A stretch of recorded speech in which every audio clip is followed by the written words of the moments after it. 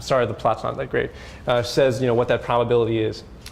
You can see that, and I've actually arranged these categories by applying a very simple clustering algorithm, so that you can actually visualize these patterns along the diagonal.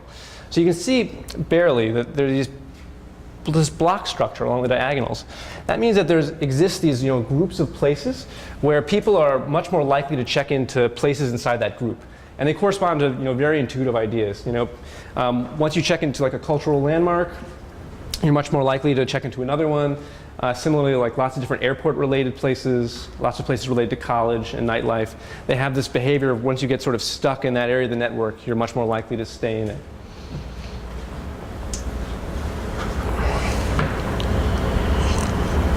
Also note that there's these strong vertical bands are for home and for the office, which are very common. So there's another interesting network problem here. Now, instead of thinking about the network just in terms of places, if we think about it also in terms of people, this is sort of a a bipartite network where we're trying to learn, given all of these examples of people connecting with places, can we find new places that people will like? So this is sort of a classic machine learning problem. It's called collaborative filtering, and the idea is the idea is to use sort of these different sort of styles of collaborative filtering to predict new places you'll like. So one of them is item by item similarity. You're probably familiar with this if you've used like Amazon.com. So you go on the website and they say, oh, people who bought this also bought that. It's a very classic idea for doing collaborative filtering, and we use it extensively here. So the idea is to we know some of the places that you like, some of the places you've been to. We'll find other places that are similar, and we'll recommend those. So the other sort of classic collaborative filtering paradigm is user-to-user similarity. So in this case, we know people who are like you. We know who your friends are. We can find the places that they like, and we can use those as recommendations for a user. And then finally, there's techniques based on low-rank matrix factorization. And you can think about these as trying to come up with sort of these latent features that describe both people and places, and using those to calculate these distances. And things that are close in this latent space are good recommendations.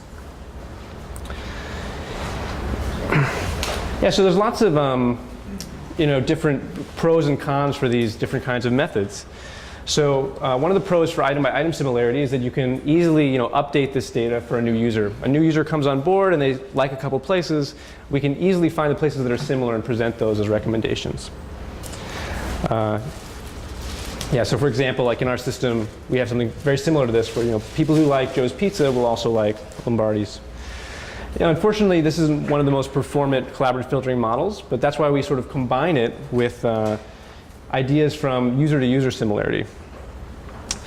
So unlike a lot of other collaborative filtering methods out there, for our user-to-user similarity, we rely heavily on the social graph. We believe that the items that one's friends like are good predictions about things that you might like as well.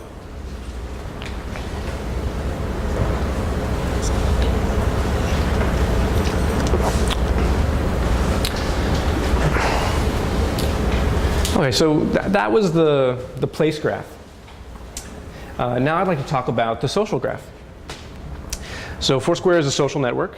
We have over 20 million people, and they're all connected via different kinds of interactions. So obviously people can be friends with each other. They can follow each other. So like some of the nodes in this network are celebrities or brands, and we allow a one-way connection in that case, which is like a follow. We also have an interesting signal, which is like a done, also known as a like, where people will suggest things to do, like a tip, and we can follow those tips, and so people have yet another type of interaction type. And also comments. People will leave comments on each other's check-ins, and they'll communicate. And so the frequency of their communication also defines edges in this network. And then finally, Unlike many other social networks, we have a very powerful signal telling us about connections between people. And so, Foursquare doesn't exist purely online, unlike many other social networks. We believe that people form connections to each other by being in the same physical space. And we call this, connection or this interaction type collocation. And we think it's a really powerful social signal. So to talk about the social graph, I want to sort of come at it from a different perspective. I want to come at it from the perspective of, what happens when a new place opens in the city that you like. So when a new coffee shop opens in the East Village, what does the social graph look like from that perspective? So this is a coffee place. It's called La Colombe. It's only a few blocks away. It's actually right next to the old Foursquare office. And they make really great coffee. So of course, when we were working nearby, the minute this coffee shop opened, right around the corner, pretty much the entire office was, sort of swarmed upon this place. We're all obsessed with, places and coffee, and pretty much we have every single coffee shop and, bar near the office meticulously tracked. And so when people started to come to this place, I started to wonder, what does it look like from the perspective of the place, seeing all these new people come to their business? And not only in terms of the individual people, but what does the network look like? What does the network look like of people who go to La Colombe?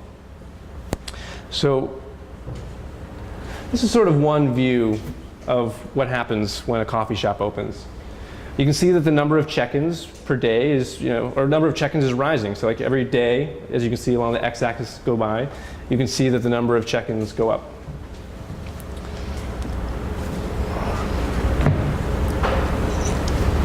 The coffee shop is doing really well. You can see that it's growing like crazy and it's taken off. So this is sort of one way of looking at what happens when a coffee shop opens.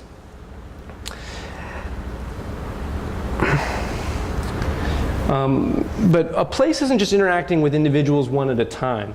It's actually interacting with this entity, this social graph. So consider trying to quantify all the different social aspects of every single one of those check-ins. So on the right, like before, we see a number of check-ins growing over time.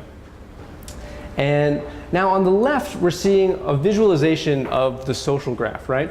So now, as every single new person comes to La Colombe, they're represented as a row and as a column. And a dot in this matrix here represents a friendship between those people.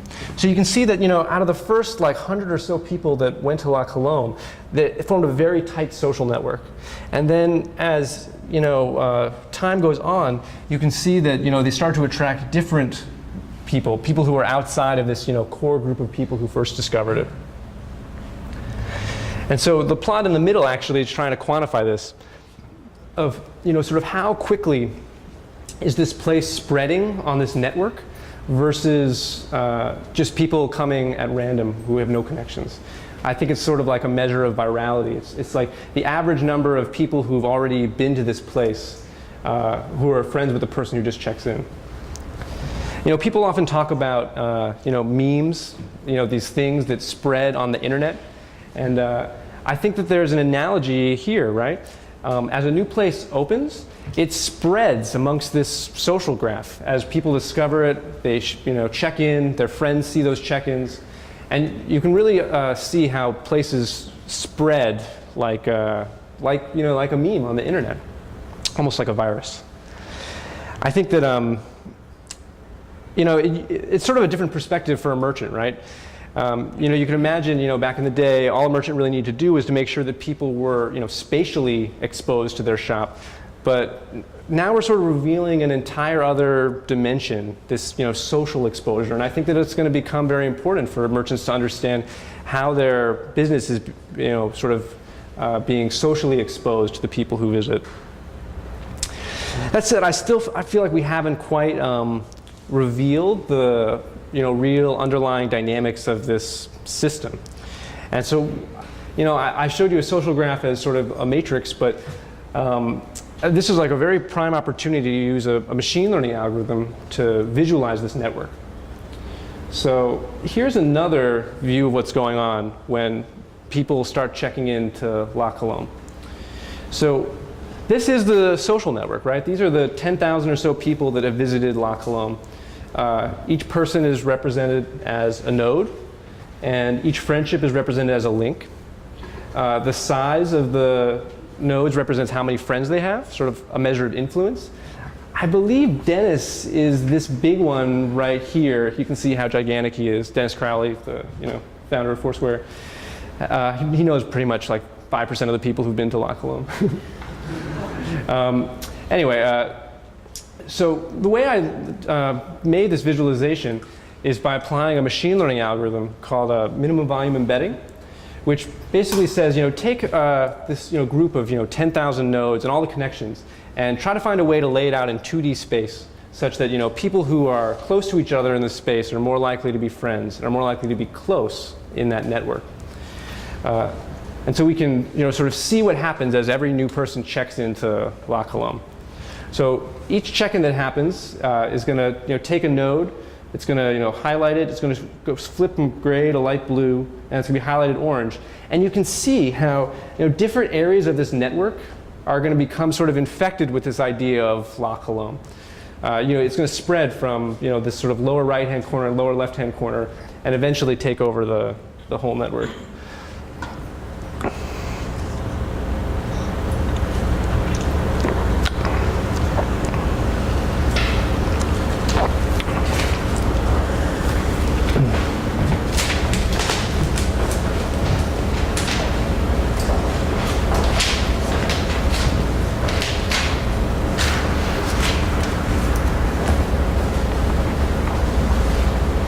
I'm not going to wait for it to finish, but I think that it's very interesting to think about this idea of like a social network as sort of like a substrate, which which an item can spread on. Yeah, I'll take some questions. Yeah, yes. Is there significance to the shape of the graph? So this object really exists in more than 2 dimensions. It probably exists in like 5 or 10 dimensions. We picked 2 here. But you could sort of imagine like sort of spikes like this going into the page and out of the page and into a 4th dimension and a 5th dimension. Generally, high-dimensional networks look sort of like this when you plot them. That said, you can see some really interesting structure. Like, this is definitely like a clique of people here who are much more connected to each other than they are to the rest of the group. Similarly, this is a small clique. You can get a sense for what the distribution of node sizes are. Sure. Actually, this was made by an algorithm called structure preserving embedding. What are you using to keep the parts the points separate? What's the force? Sure. So unlike many graph embedding techniques, which are spring-based or force-based, this is actually done via like a semi-definite optimization. It's trying to sort of match the distances in this 2-dimensional space to distances that are computed along that graph. It doesn't really use any forces.